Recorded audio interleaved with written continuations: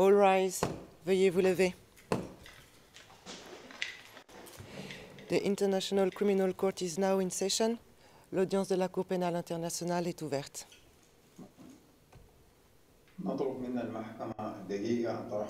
Please be seated. Veuillez vous asseoir.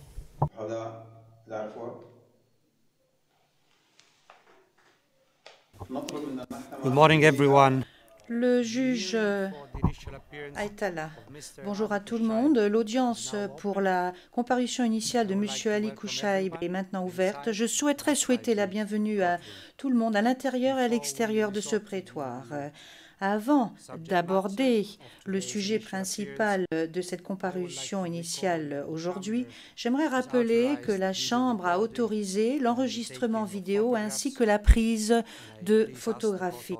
En conséquence, j'aimerais demander à Madame la greffière d'audience d'inviter les photographes et les caméramens à entrer dans le prétoire. Je vous remercie.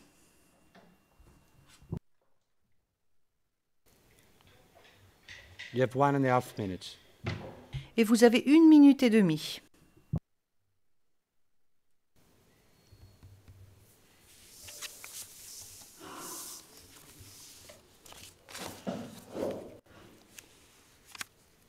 All right. Thank you very much. Le juge Aïtala, je vous remercie. Madame la greffière d'audience, veuillez annoncer la cause, je vous prie. La greffière d'audience, merci, monsieur le juge. La situation au Darfour, Soudan, dans l'affaire Le Procureur contre Ahmad Mohamed Haroun, et Ali Mohamed Ali Kouchaïb. Référence de l'affaire ICC 0205 0107. Et nous sommes en audience publique. Le juge Aïtala, je vous remercie et j'aimerais demander maintenant aux parties de se présenter. Je commencerai par le bureau du procureur. J'aimerais vous demander de ménager des temps d'arrêt avant d'intervenir. J'aimerais vous rappeler de parler lentement afin de permettre aux interprètes d'interpréter et afin de permettre également que la communication avec le centre de détention par vidéoconférence se passe sans problème. Je vais donc commencer par vous-même, Madame le procureur. Pouvez-vous vous présenter et présenter les membres de votre équipe? La procureure, merci monsieur le juge. Le bureau du procureur est représenté aujourd'hui par le premier substitut du procureur, monsieur Julian Nichols, le substitut du procureur, monsieur Edward Jérémy, la gestionnaire chargée du dossier, madame Popova, ainsi que moi-même, Fatou Bensouda. Le juge Aïtala, je vous remercie, madame la procureure, et j'aimerais maintenant donner la parole au conseil de permanence de monsieur Kouchaïb. Je vous invite à prendre la parole et à présenter les membres de votre équipe, si tant est qu'il y en ait. Sur le banc de la défense aujourd'hui, Cyril Lauchi, conseil de permanence. Et je suis assisté aujourd'hui des représentants du bureau du conseil public pour la défense.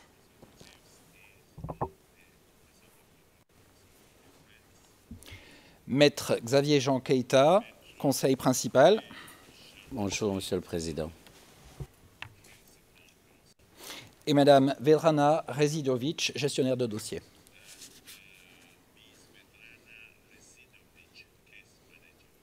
Je vous remercie.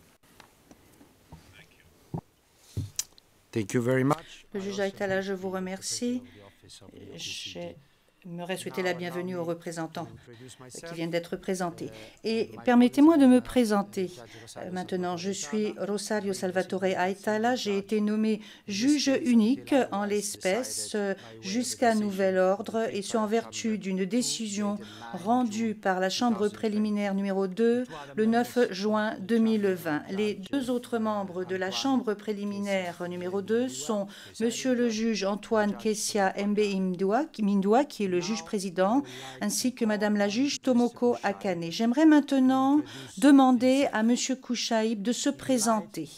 Et au vu des mesures qui ont été adoptées à la fois par l'État hôte ainsi que par la Cour, eu égard aux circonstances exceptionnelles actuelles relatives à la pandémie du Covid-19, l'accès au bâtiment de la Cour est strictement limité. Il faut savoir que des mesures de sécurité ainsi que des mesures sanitaires ont été mises en œuvre pour les détenus qui se trouvent au centre de détention de la Cour, et ce sur les conseils du médecin de la Cour et en vertu de la norme 155, paragraphe 2 du règlement du greffe.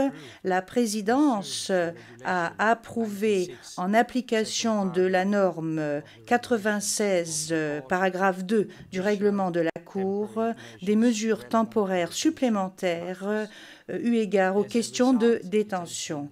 En conséquence, il a donc été ainsi décidé que M. Kouchaïb assiste à l'audience par vidéoconférence. J'aimerais dans un premier temps inviter M. Kouchaïb à confirmer qu'il est en mesure de voir et de nous entendre. Monsieur Kouchaïb, est-ce que vous êtes en mesure de confirmer que vous pouvez nous voir et que vous nous entendez?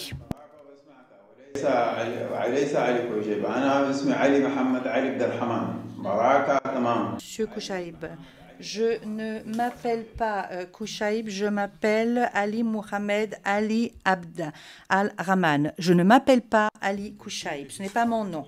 Le juge Aïtala, nous prenons bonne note de ce que vous avez dit et nous vous appellerons Monsieur Abd Al-Rahman à partir de maintenant. Donc, Monsieur Abd Al-Rahman, je vous invite maintenant donc à décliner votre nom complet ainsi que votre date et lieu de naissance.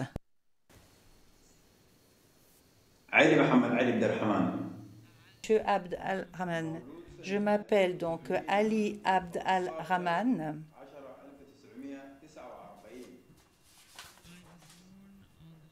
Je suis né le 15 octobre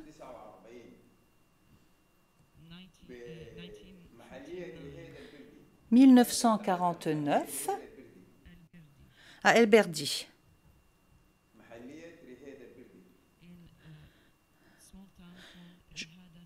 Je suis né dans une petite localité qui s'appelle Riyad El Berdi. Je vous remercie. Finally, noting... Juge Aïtala, je vous remercie. Et en dernier lieu, compte tenu de la norme 47 du règlement du greffe, je souhaiterais vous demander, Monsieur Abd Al-Rahman, de confirmer qu'une liaison directe, une liaison téléphonique directe a bel et bien été établie entre vous-même et votre conseil et qu'elle fonctionne à l'heure actuelle. Est-ce que vous êtes en mesure de confirmer cela, Monsieur Al-Rahman?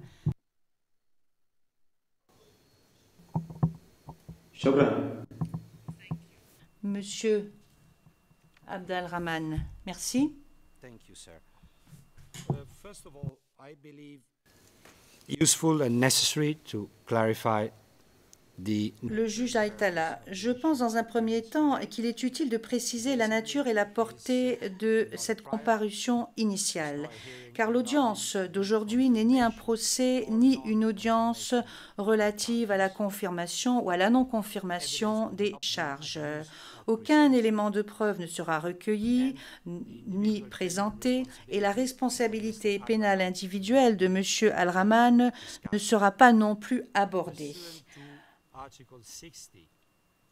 En application du premier paragraphe de l'article 60 du statut de Rome, ainsi que du premier paragraphe de la règle 121 du règlement de procédure et de preuve, la portée de l'audience d'aujourd'hui se limite à 3 questions. Premièrement, le juge unique doit s'assurer que la personne ayant fait l'objet du mandat d'arrêt a été informée des crimes qui lui sont reprochés. Deuxièmement, le juge unique doit s'assurer que cette personne a été informée de ses droits tels que reconnus par le statut de Rome. Et troisièmement, le juge unique doit fixer la date à laquelle la Chambre a l'intention de tenir l'audience relative à la confirmation des charges. Et avant de poursuivre, Je vois que le Conseil souhaite s'exprimer. Vous avez la parole, maître. Je vous remercie. Votre Honneur, très rapidement, je reviens sur la question que vous avez posée à M. Abdelrahman concernant la ligne directe. Jusqu'à présent, nous avons pu procéder à sa préparation pour l'audience d'aujourd'hui par voie de vidéoconférence avec l'assistance d'un interprète. En revanche, je ne suis pas informé de l'existence d'une ligne directe qui me permette de communiquer avec lui. Et nous n'en avons pas fait usage. Le deuxième point est relatif au nom de M. Abdelrahman. Je note et vous remercie que vous avez déjà ordonné qu'il soit fait référence à mon client sous son nom d'état civil, M. Abdelrahman. Je profite de l'occasion pour demander que, puisque l'affaire avec M. Haroun a été disjointe et que nous avons un nouveau numéro de dossier, il serait apprécié que ce dossier porte le nom Abdelrahman et non plus le nom Ali Kouchaïb, en lequel M. Abdelrahman ne se reconnaît pas.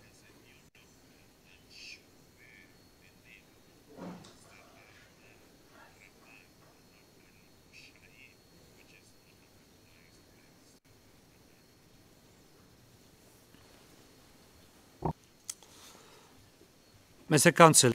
Le juge Aïtala, maître, pour aborder votre première question, je pense que vous avez eu la possibilité de parler avec M. Abdelrahman, donc il n'y a pas de problème. Si vous souhaitez lui parler, demandez-moi l'autorisation et vous aurez la possibilité de le faire. Et M. Al-Rahman peut procéder de la même façon. Pour ce qui est du nom, à titre provisoire, pour le moment, je suis en train d'adopter le nom de M. Al-Rahman, mais j'aimerais en fait à ce sujet que des arguments soient présentés. Je donne la parole à Madame la procureure à ce sujet. Madame la procureure, le procureur, je voulais juste rectifier quelque chose. Il ne s'agit pas de M. Al-Rahman, mais de M. Abd al-Rahman. Le juge Aïtala, Abdelrahman. Bien. Alors, pour ce qui est du nom, nous allons donc vérifier en temps voulu et je vous demanderai de présenter des écritures à ce sujet parce qu'il se peut que le bureau du procureur souhaite s'exprimer à ce sujet.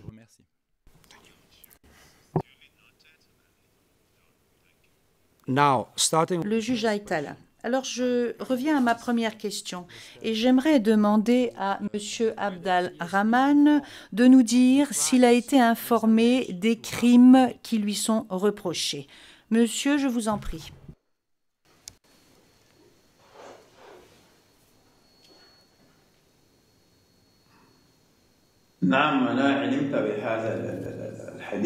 Monsieur Abdelrahman, oui, j'ai été informé de ceci, mais cela n'est pas vrai.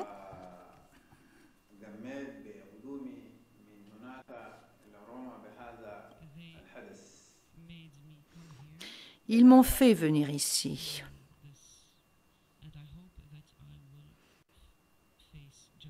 Et j'espère que justice sera rendue. Merci. Le juge Aïtala, je vous remercie. Comme je vous l'ai déjà dit, ceci n'est pas une audience au cours de laquelle vous pourrez présenter votre défense. Vous aurez l'occasion de le faire à moult reprises, mais cette audience a été convoquée afin de nous assurer que vous avez été informé des crimes. Je vous remercie et j'aimerais maintenant demander à Madame la greffière d'audience de nous donner lecture des charges qui figurent dans les versions publiques expurgées des mandats d'arrêt délivrés à l'encontre de M. Abdelrahman, mandats d'arrêt qui ont été délivrés le 27 avril 2007 et le 16 janvier 2018. Avec votre permission, votre honneur, M. Abdelrahman m'a chargé de dire qu'il renonçait à son droit à ce que les charges soient lues à l'audience d'aujourd'hui. Aussi, si vous le souhaitez, afin de gagner du temps, nous pouvons passer cette étape.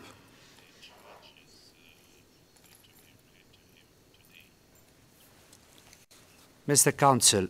Le juge Aïtala, maître, le juge unique est d'avis que les charges doivent être lues.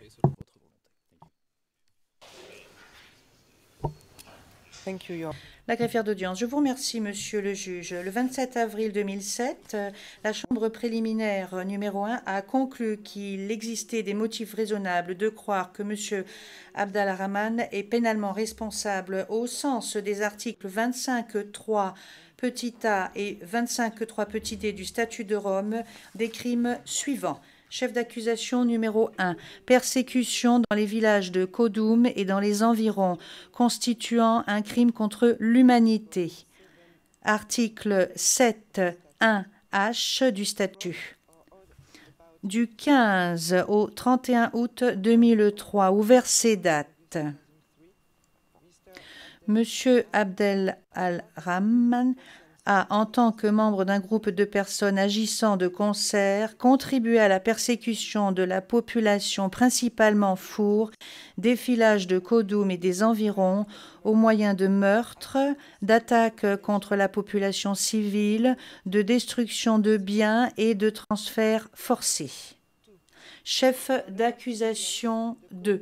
Meurtre de civils dans les villages de Kodoum et dans les environs constituant un crime contre l'humanité. Article 7.1a du statut. Le 15 août 2003, ouvert cette date, M.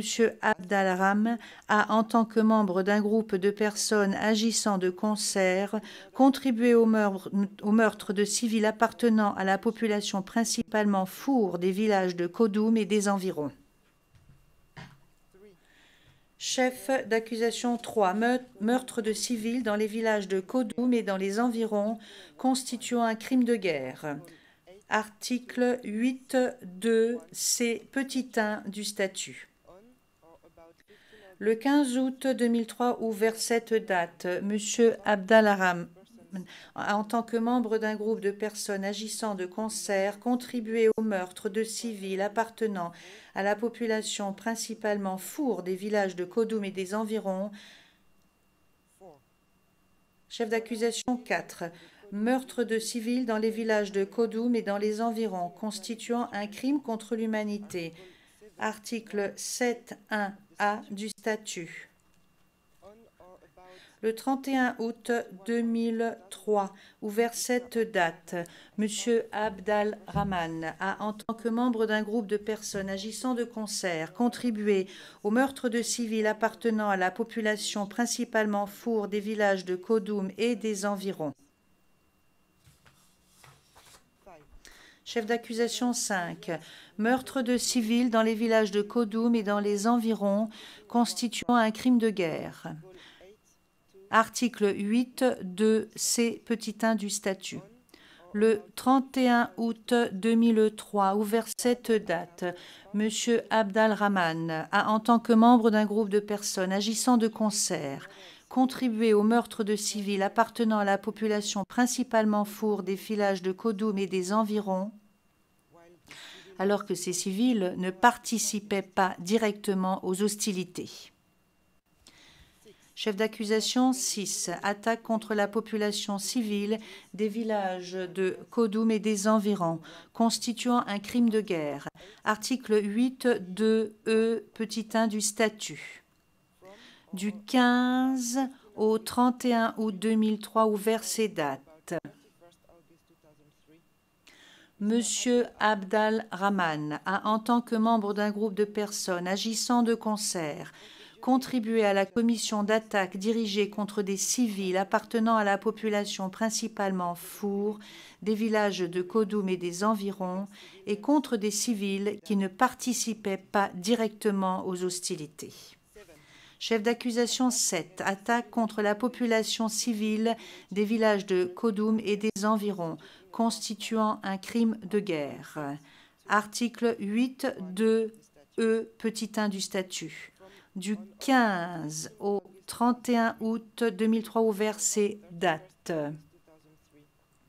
Monsieur Abdalrahman a, conjointement avec d'autres personnes, commis des attaques dirigées contre des civils appartenant à la population principalement Four des villages de Kodoum et des environs et contre des civils qui ne participaient pas directement aux hostilités.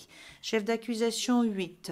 Destruction de biens dans les villages de Kodoum et dans les environs, constituant un crime de guerre. Article 8.2e petit 12 du statut, du 15 au 31 août 2003, ouvert ces dates. Monsieur Abdal Rahman a, en tant que membre d'un groupe de personnes agissant de concert, contribué à la destruction de biens appartenant à la population, principalement Four, des villages de Kodoum et des environs, notamment par l'incendie de maisons. Chef d'accusation 9. Transfert forcé hors des villages de Kodoum et des environs, constituant un crime contre l'humanité. Article 7.1d du statut.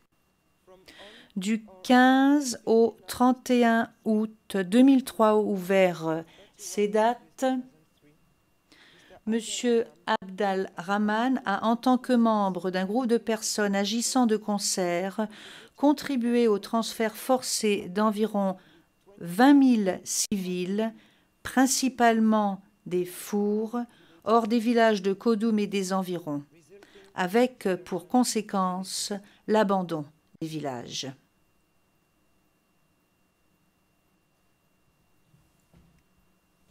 Chef d'accusation 10. Persécution dans le bourg de Bindissi et dans les environs, constituant un crime contre l'humanité. Article 7.1h du statut.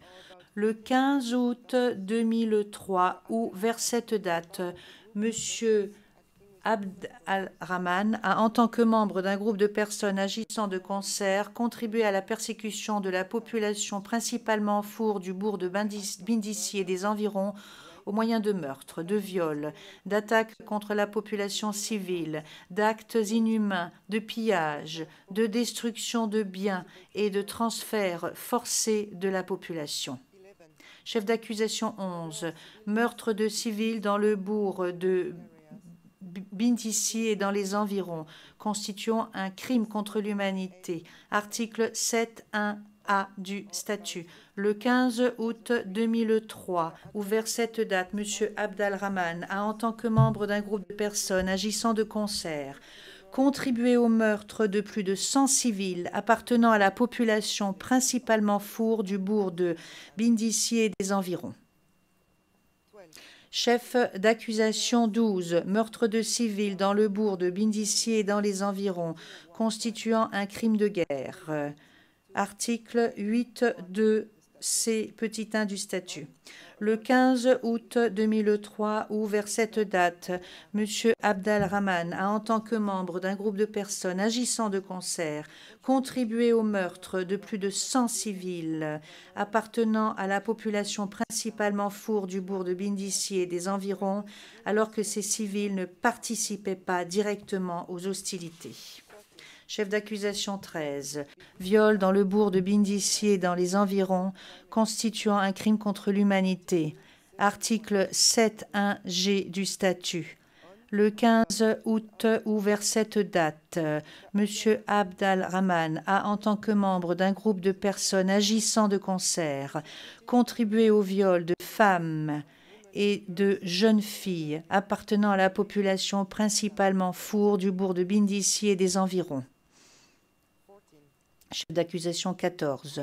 Viol dans le bourg de Bindissi et dans les environs, constituant un crime de guerre. Article 8.2e petit 6 du statut. Le 15 août 2003, ou vers cette date, M. Abdal Rahman a, en tant que membre d'un groupe de personnes agissant de concert, contribué au viol de femmes et de jeunes filles appartenant à la population, principalement Four, du bourg de Bindissi et des environs. Chef d'accusation 15. Attaque contre la population civile du bourg de Bindissi et des environs, constituant un crime de guerre. Article 8.2e petit 1 du statut. Le 15 août 2003, ou vers cette date, M. Abdal Rahman a, en tant que membre d'un groupe de personnes agissant de concert, contribué à la commission d'attaque dirigée contre des civils appartenant à la population, principalement Four, du bourg de Bindissi et des environs, alors que ces civils ne participaient pas directement aux hostilités. Chef d'accusation 16, attaque contre la population civile du bourg de Bindisi et des environs constituant un crime de guerre. Article 8.2e petit 1 du statut. Le 15 août 2003, ouvert cette date, M. Abdelrahman a conjointement avec d'autres personnes commis des attaques dirigées contre des civils appartenant à la population principalement four du bourg de Bindisi et des environs, alors que ces civils ne participaient pas directement aux hostilités. Chef d'accusation 17, actes inhumains dans le bourg de Bindisi constituant un crime contre l'humanité. Article 7.1k du statut. Le 15 août 2003, ouvert cette date, M.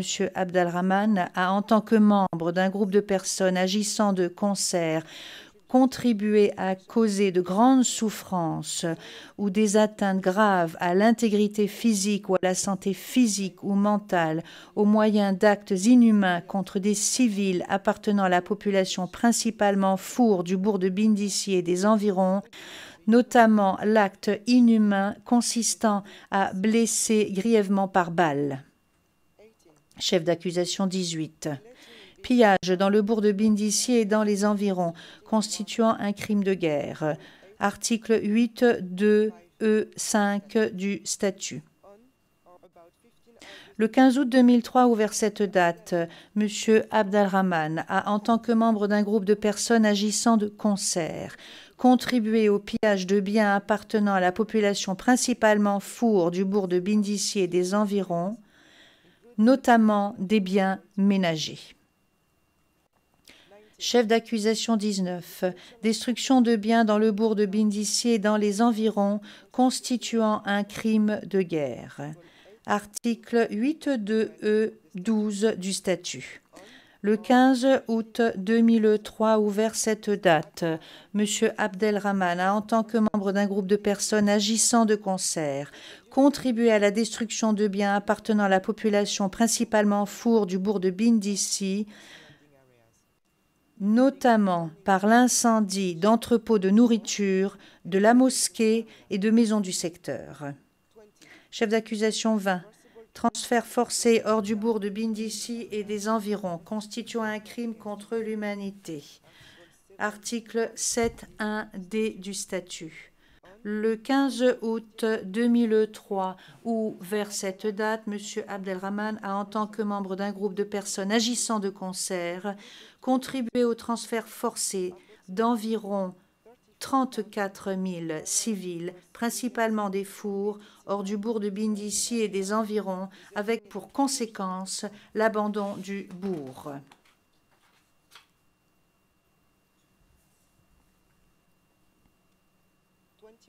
Chef d'accusation 21. Persécution dans le bourg de Moukjar et dans les environs, constituant un crime contre l'humanité. Article 7.1h du statut. Entre août 2003 et mars 2004, M. Abdelrahman a, en tant que membre d'un groupe de personnes agissant de concert, contribué à la persécution de la population principalement four du bourg de Moukjar et des environs au moyen de meurtres, d'attaques contre la population civile, d'emprisonnement ou privation grave de liberté, de torture, de pillage et de destruction de biens. Chef d'accusation 22, meurtre d'hommes dans le bourg de Moukjar et dans les environs, constituant un crime contre l'humanité. Article 7.1a du statut. Entre septembre 2003 et octobre 2003, M. Abdelrahman a, en tant que membre d'un groupe de personnes agissant de concert, contribué au meurtre d'au moins 20 hommes appartenant à la population principalement four du bourg de Moukjar et des environs. Chef d'accusation 23, meurtre d'hommes dans le bourg de Moukjar et dans les environs constituant un crime de guerre. Article 8.2c petit 1 du statut. Entre septembre 2003 et octobre 2003, M. Abdelrahman a, en tant que membre d'un groupe de personnes agissant de concert, contribué au meurtre d'au moins 20 hommes appartenant à la population principalement four du bourg de Moukjar et des environs, alors que ces hommes ne participaient pas directement aux hostilités. Chef d'accusation 24, meurtre d'hommes dans le bourg de Moukjar et dans les environs constituant un crime contre l'humanité. Article 7.1a du statut. En décembre 2003, ou vers cette période, M. Abdelrahman a, en tant que membre d'un groupe de personnes agissant de concert, contribué au meurtre d'au moins 21 hommes appartenant à la population principalement four du bourg de Moukjar et des environs. 25. Chef d'accusation 25. Meurtre d'hommes dans le bourg de Moukjar et dans les environs constituant un crime contre l'humanité. Article 7.1a du statut. En décembre 2003 ou vers cette période, M. Abdelrahman a conjointement avec d'autres personnes commis le meurtre d'au moins 21 hommes appartenant à la population principalement four du bourg de Moukjar et des environs, notamment en les transportant sous escorte armée jusqu'au lieu de leur exécution. 26. Meurtre d'hommes dans le bourg de Moukjar et dans les environs constituant un crime de guerre. Article 8.2c du statut. En décembre 2003 ou vers cette période, M. Abdelrahman en tant que membre d'un groupe de personnes agissant de concert, contribué au meurtre d'au moins 21 hommes appartenant à la population principalement four du bourg de Moukjar et des environs, alors que ces hommes ne participaient pas directement aux hostilités. 27. Meurtre d'hommes dans le bourg de Moukjar et dans les environs, constituant un crime de guerre. Article 8.2c du statut. En décembre 2003 ou vers cette période, M. Abdelrahman a, conjointement avec d'autres personnes, commis le meurtre d'au moins 21 hommes appartenant à la population principalement four du bourg de Moukjar et des environs, alors que ces hommes ne participaient pas directement aux hostilités, en les transportant notamment sous escorte armée jusqu'au lieu de leur exécution. 28. Meurtre d'hommes dans le bourg de Moukjar et dans les environs, constituant un crime contre l'humanité. Article 7.1a du statut. En mars 2004 ou vers cette période, M. Abdelrahman a, en tant que membre d'un groupe de personnes agissant de concert, contribué au meurtre d'au moins 32 hommes appartenant à la population principalement four du bourg de Moukjar et des environs. 29. Meurtre d'hommes dans le bourg de Moukjar et dans les environs, constituant un crime contre l'humanité. Article 7.1a du statut. En mars 2004 ou vers cette période, M. Abdelrahman a, conjointement avec d'autres personnes, commis le meurtre d'au moins 32 hommes appartenant à la population principalement four du bourg de Moukjar et des environs, notamment en les transportant sous escorte armée jusqu'au lieu de leur exécution. 30. Meurtre d'hommes dans le bourg de Moukjar et dans les environs constituant un crime de guerre. Article 8.2c du statut. En mars 2004 ou vers cette période, M. Abdelrahman a, en tant que membre d'un groupe de personnes agissant de concert, contribué au meurtre d'au moins 32 hommes appartenant à la population principalement four du bourg de Moukjar et des environs, alors que ces hommes ne participaient pas directement aux hostilités. 31. Meurtre d'hommes dans le bourg de Moukjar et dans les environs, constituant un crime de guerre. Article 8.2c du statut. En mars 2004 ou vers cette période, M. Abdelrahman a, conjointement avec d'autres personnes, commis le meurtre d'au moins 32 hommes appartenant à la population principalement four du bourg de Moukjar et des environs, notamment en les transportant sous escorte armée jusqu'au lieu de leur exécution, alors que ces hommes ne participaient pas directement aux hostilités. 32. Attaque contre la population civile du bourg de Moukjar et des environs constituant un crime de guerre. Article 8.2e du statut. Entre août 2003 et mars 2004, Monsieur Abdalrahman a, en tant que membre d'un groupe de personnes agissant de concert, contribué à la commission d'attaque dirigée contre des civils appartenant à la population principalement four du bourg de Moukjar et des environs, et contre des civils qui ne participaient pas directement aux hostilités. 33. Attaque contre la population civile du bourg de Moukjar et des environs constituant un crime de guerre. Article 8.2 petit e petit 1 du statut. Entre août 2003 et mars 2004, M. Abdalrahman a, conjointement avec d'autres personnes, commis des actes dirigés contre des civils appartenant à la population principalement four du bourg de Moukjar et des environs et contre des civils qui ne participaient pas directement aux hostilités. 34. Emprisonnement ou privation grave de liberté dans le bourg de Moukjar et dans les environs, constituant un crime contre l'humanité. Article 7.1 petit e du statut. À partir d'août 2003 approximativement, M. Abdalrahman a, en tant que membre d'un groupe de personnes agissant de concert, contribué à l'emprisonnement ou à la privation grave de liberté physique d'au moins 400 civils appartenant à la population principalement four du bourg de Moukjar et des environs. 35. Torture dans le bourg de Moukjar et dans les environs constituant un crime contre l'humanité. Article 7.1 F du statut. À partir d'août 2003 approximativement, M.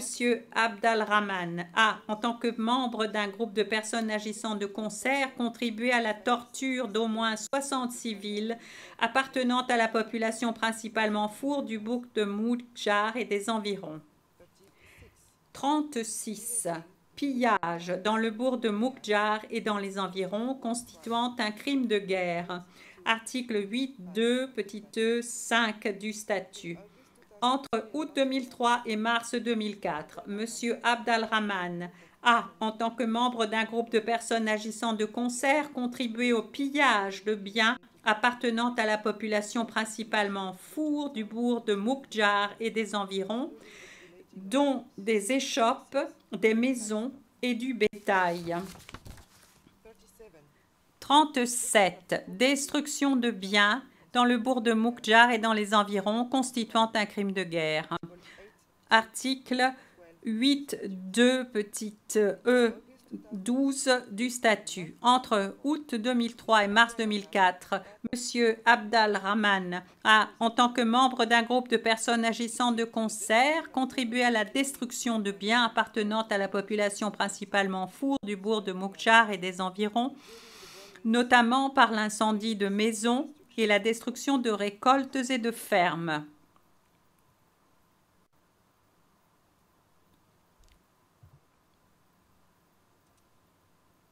« 38.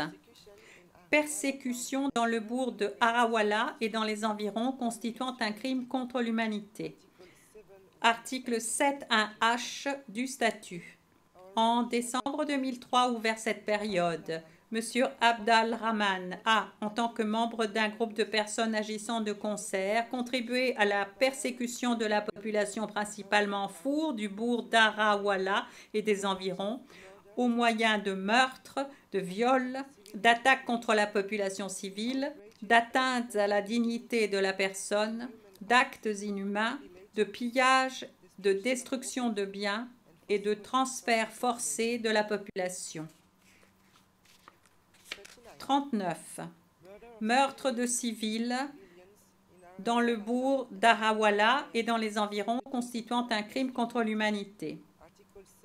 Article 7.1a du statut. En décembre 2003 ou vers cette période, M.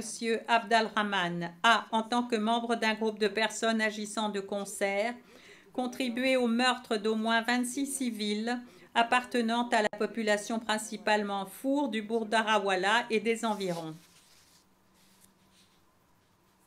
40. Meurtre de civils dans le bourg d'Harawala et dans les environs constituant un crime de guerre. Article 8.2c petit 1 du statut. En décembre 2003, ouvert cette période, M. Abdelrahman a, en tant que membre d'un groupe de personnes agissant de concert, contribué au meurtre d'au moins 26 civils appartenant à la population principalement Four du bourg d'Arawala et des environs, alors que ces civils ne participaient pas directement aux hostilités. 41. Viol dans le bourg d'Arawala et dans les environs, constituant un crime contre l'humanité. Article 7.1g du statut. En décembre 2003, ouvert cette période, M. Abdelrahman a, en tant que membre d'un groupe de personnes agissant de concert, contribué au viol d'au moins 10 femmes et jeunes filles appartenant à la population principalement Four du bourg d'Arawala et des environs. 42. Viol dans le bourg d'Arawala et dans les environs constituant un crime de guerre. Article 8.2 petit e petit 6 du statut. En décembre 2003, ouvert cette période, M. Abdelrahman a, en tant que membre d'un groupe de personnes agissant de concert, contribué au viol d'au moins 10 femmes et jeunes filles appartenant à la population principalement Four du bourg d'Arawala et des environs. 43. Attaque contre la population civile du bourg d'Arawala et des environs constituant un crime de guerre. Article 8.2 E petit 1 du statut. En décembre 2003, ouvert cette période, M. Abdelrahman a, en tant que membre d'un groupe de personnes agissant de concert, contribué à la commission d'attaque dirigée contre des civils appartenant à la population principalement Four du bourg d'Arawala et des environs, et contre des civils qui ne participaient pas directement aux hostilités. 44. Attaque contre la population civile du bourg d'Arawala et des environs constituant un crime de guerre. Article 8.2 petit e petit 1 du statut. En décembre 2003, ouvert cette période, M. Abdelrahman a, conjointement avec d'autres personnes, commis des attaques dirigées contre des civils appartenant à la population principalement Four du bourg d'Arawala et des environs et contre des civils qui ne participaient pas directement aux hostilités. 45. Atteinte à la dignité de la personne dans le bourg d'Arawala et dans les environs, constituant un crime de guerre. Article 8.2c petit 2 du statut. En décembre 2003, ouvert cette période, M. Abdelrahman a, en tant que membre d'un groupe de personnes agissant de concert, contribué à l'atteinte portée à la dignité d'au moins 10 femmes et jeunes filles appartenant à la population principalement Four du bourg d'Arawala et des environs. 46. Atteinte à la dignité de la personne dans le bourg d'Arawala et dans les environs, constituant un crime de guerre. Article 8.2c petit 2 du statut. En décembre 2003, ouvert cette période, M. Abdelrahman a commis conjointement avec d'autres personnes le crime ayant consisté à porter atteinte à la dignité d'au moins 10 femmes et jeunes filles appartenant à la population principalement Four du bourg d'Arawala et des environs. 47. Actes inhumains à Arawala constituant un crime contre l'humanité. Article 7.1k du statut. En décembre 2003, ouvert cette période, M. Abdelrahman, en tant que membre d'un groupe de personnes agissant de concert, a contribué à causer de grandes souffrances ou des atteintes graves à l'intégrité physique ou à la santé physique ou mentale au moyen d'actes inhumains contre des civils appartenant à la population principalement Four du bourg d'Arawala et des environs. 48. Pillage dans le bourg d'Arawala et dans les environs, constituant un crime de guerre. Article 8.2 petit e 5 du statut. En décembre 2003, ouvert cette période, M. Abdelrahman a, en tant que membre d'un groupe de personnes agissant de concert, contribué au pillage de biens appartenant à la population principalement Four du bourg d'Arawala et des environs, dont des magasins, des maisons et du bétail. 49. Destruction de biens dans le bourg d'Arawala et dans les environs, constituant un crime de guerre. Article 8.2, petit e, petit 12 du statut. En décembre 2003, ouvert cette période, M. Abdelrahman a, en tant que membre d'un groupe de personnes agissant de concert, contribué à la destruction de biens appartenant à la population principalement four du bourg d'Arawala et des environs, notamment la destruction de la plus grande partie du bourg d'Arawala. 50. Transferts forcés hors du bourg d'Arawala et des environs constituant un crime contre l'humanité. Article 7.1d du statut. En décembre 2003, ouvert cette période, M. Abdelrahman a, en tant que membre d'un groupe de personnes agissant de concert, contribué au transfert forcé d'environ 7000 civils, principalement des fours, hors du bourg d'Arawala et des environs, vers les bourgs de Deleg, Karsila et d'autres lieux, avec pour conséquence l'abandon du bourg. Le 16 janvier 2018, la Chambre préliminaire 2, dans sa composition précédente, a conclu en outre qu'il existait des motifs raisonnables de penser que M. Abdelrahman est pénalement responsable en vertu des articles 25.3a, b ou d ou 28a du statut de 1.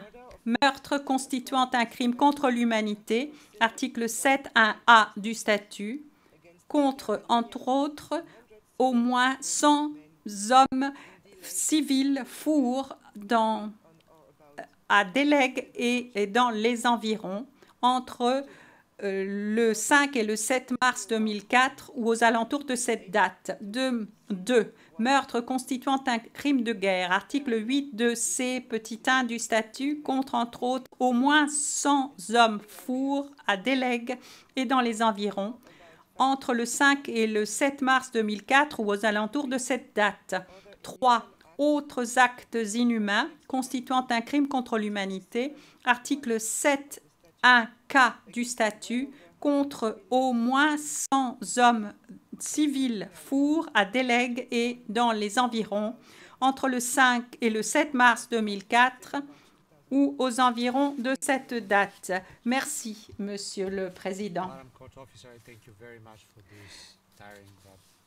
Madame la greffière d'audience, je vous remercie beaucoup pour cet exercice fatigant mais important.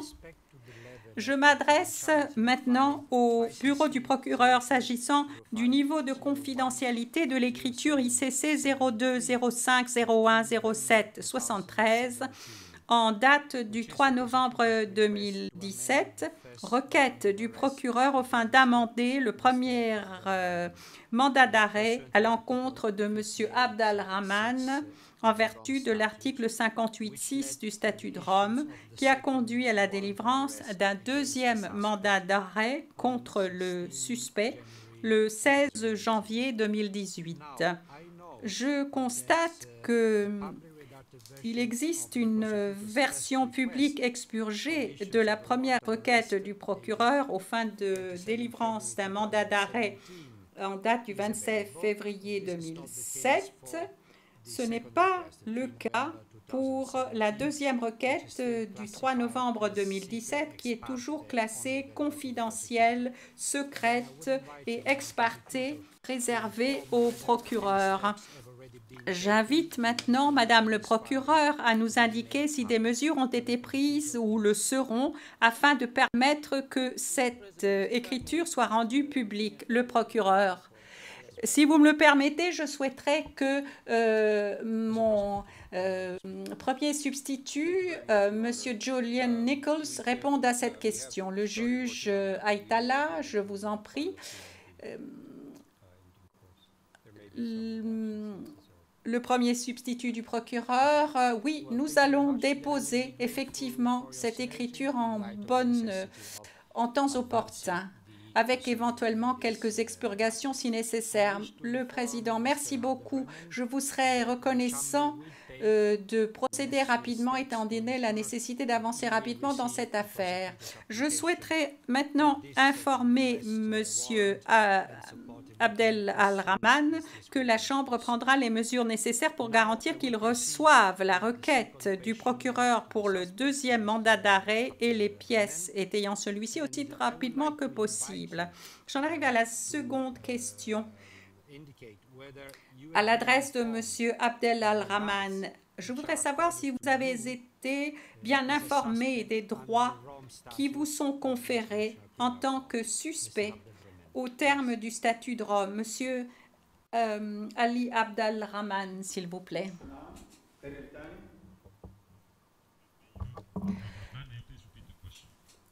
Monsieur Ali Abdel Rahman, est-ce que vous pourriez répéter la question, s'il vous plaît? Le juge Aïtala, est-ce que vous avez bien été informé des droits qui vous sont conférés en application du statut de la Cour pénale internationale? Est-ce que vous avez été informé de ces droits? Monsieur Abdel Al-Rahman, oui, j'ai été effectivement bien informé. Le juge, je vais saisir cette occasion pour mettre en lumière certains de ces droits, entre autres. Vous avez le droit d'être informé dans le plus court délai et dans le détail de la nature, de la cause et du contenu des charges dans une langue que vous parlez et comprenez parfaitement. Monsieur Al-Rahman, Abdel Al-Rahman, veuillez indiquer quelle langue ou quelle langue au pluriel vous comprenez et parlez parfaitement. Monsieur Abdel Rahman, l'arabe. Le juge, merci. Nous en prenons bonne note. En outre, vous avez le droit de vous faire gratuitement assister par un interprète compétent et de bénéficier des traductions nécessaires pour satisfaire aux exigences de l'équité. Donc, vous avez droit à un interprète à tout moment. Vous avez le droit de disposer du temps et des facilités nécessaires à la préparation de votre défense et de communiquer librement avec le conseil de votre choix. Vous avez le droit de garder le silence et de ne pas être forcé de témoigner contre vous-même ou de confesser votre culpabilité. Vous avez le droit de faire sans prêter serment une déclaration écrite ou orale pour votre défense.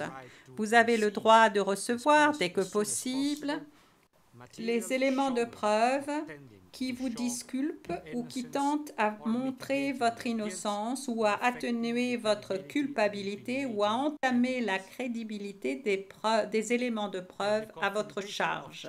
Lors de l'audience de confirmation des charges, vous avez également le droit de faire objection aux charges, de contester les éléments de preuve présentés par le procureur et de présenter vous-même des éléments de preuve.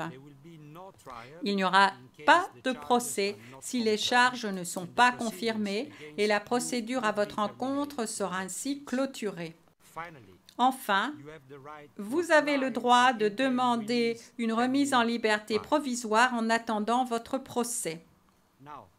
Je vous invite, Monsieur Abdel Al-Rahman, à faire vos observations, si vous en avez, relatives aux conditions de votre transfèrement à la Cour et ou relatives à vos conditions de détention au siège de la Cour à La Haye depuis votre arrivée. Monsieur Abdel Al-Rahman.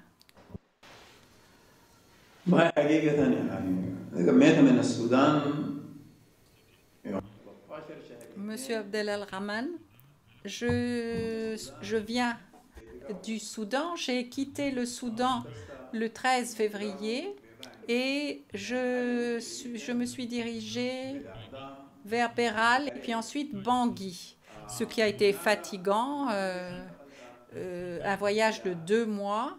Et puis de Bangui, je me suis rendue aux Pays-Bas. Lorsque je suis arrivée aux Pays-Bas, j'ai été bien traitée. Je n'ai éprouvé aucune difficulté. Tout s'est très bien passé. Merci.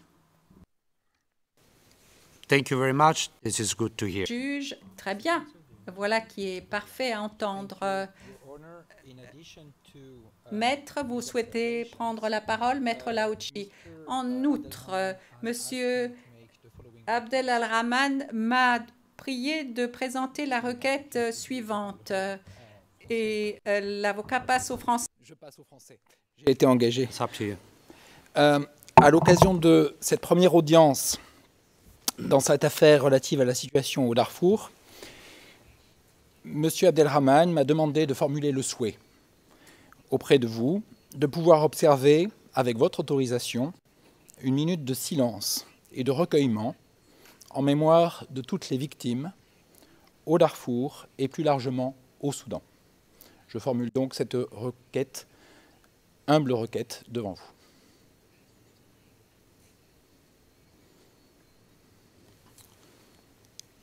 Well, sir. Le juge Aïtala, maître, je comprends l'objectif de cette requête, mais ce n'est pas ici qu'il faut le faire. Nous le faisons tous individuellement et à la Cour pénale internationale, nous le faisons très fréquemment. Nous pensons toujours aux victimes. Votre requête est rejetée. Nous allons poursuivre la procédure. Bien évidemment, il est important que le fait que M. Abdelrahman ait demandé à pouvoir se recueillir soit mis au dossier de cette affaire. Et dans la mesure où M. Abdelrahman, qui est présumé innocent, n'est pas autorisé à pouvoir prendre une minute pour se recueillir, après que 33 minutes aient été passées à lire les charges contre lui alors qu'il y avait renoncé, je pense que c'est aussi quelque chose qui doit être mis au dossier de l'affaire et j'oserais vous demander de pouvoir rendre sur ces deux points une décision motivée à une date ultérieure.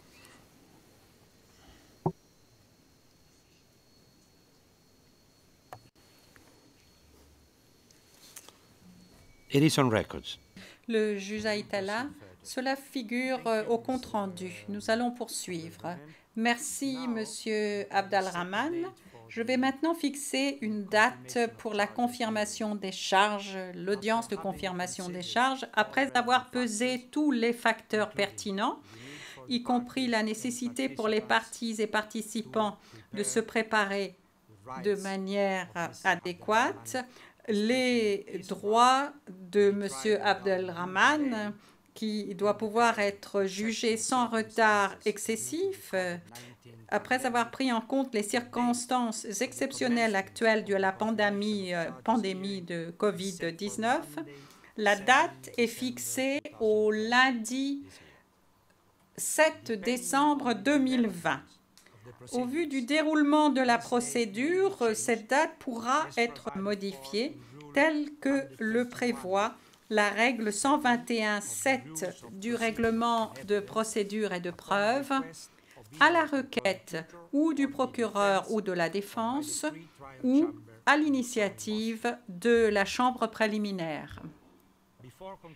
Avant de terminer la présente audience, j'aimerais informer les parties des étapes suivantes de la procédure. Premièrement, il faut rappeler qu'en vertu de la règle 121.2b du règlement de procédure et de preuve, des conférences de mise en état se tiendront pour garantir que la divulgation se déroule de manière transparente, efficace et en temps opportun.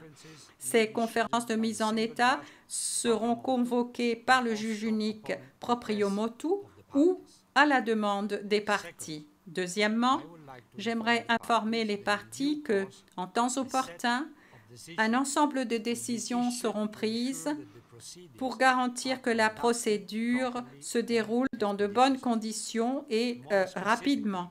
Plus spécifiquement, je voudrais parler en particulier d'une décision relative aux modalités et à la procédure en matière de divulgation de la preuve, d'une décision fixant un calendrier pour la divulgation des éléments de preuve de manière à garantir une divulgation organisée et sans heurts entre les parties, avec communication de la preuve divulguée à la Chambre, et d'une décision sur les principes d'expurgation, ainsi qu'une décision sur la participation des victimes.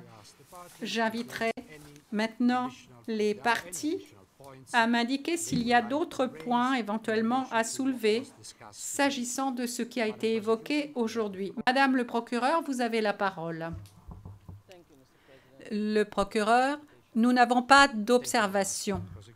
Le juge Aïtala, merci, Madame le procureur. Maître. Merci, Votre Honneur. Je suis apparu aujourd'hui devant vous en qualité de conseil de permanence. Monsieur Abdelrahman va devoir à présent désigner son conseil permanent et je pense que le greffe prendra toutes les diligences pour qu'il puisse le faire au plus vite. Néanmoins, dans l'attente de la désignation du conseil permanent, je vous serai gré de bien vouloir ordonner que tous les délais de procédure pour les actions du côté de la défense soient suspendus jusqu'à ce que cette désignation soit confirmée.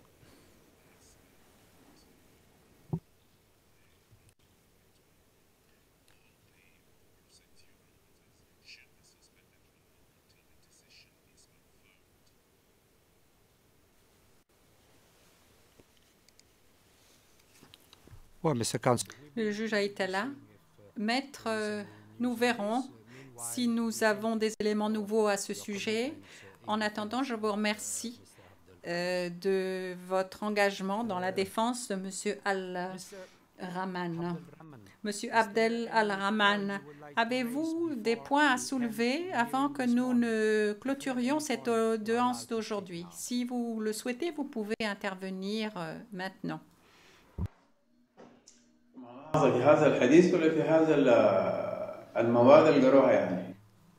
Monsieur Abdel Al-Rahman, s'agissant de ce que nous avons évoqué aujourd'hui ou s'agissant de la procédure d'une manière générale? Ce que j'ai entendu aujourd'hui ne s'applique pas à moi. Et les différents points que vous avez évoqués ne me concernent pas. Pour ce qui est des articles et des règlements que vous avez cités, je ne les connais pas. Donc, je ne peux pas répondre à cette question. Le juge Aïtala, je comprends que vous n'avez pas d'autres observations à faire et je vous remercie. Nous en arrivons au terme de cette audience pour la comparution initiale de M. Abdel Al-Rahman. J'aimerais remercier les parties, les interprètes et les collaborateurs dans la salle d'audience. L'audience est levée.